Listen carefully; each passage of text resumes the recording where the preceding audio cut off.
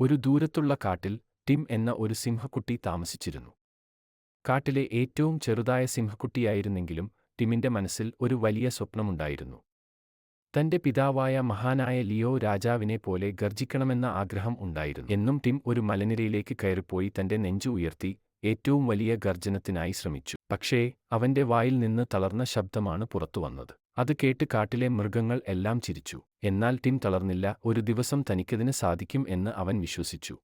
ഒരു ഉച്ചയ്ക്ക് ടിം പുഴക്കരയിൽ വെച്ച് കളിക്കുകയായിരുന്നു. അപ്പോൾ ഒരു കരയുന്ന ശബ്ദം അവൻ കേട്ടു.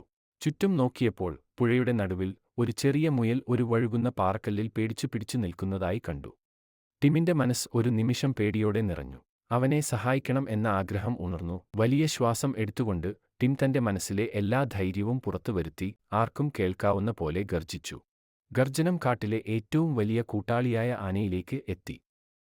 ആന ടിമിന്റെ അടുത്തേക്ക് വന്നു.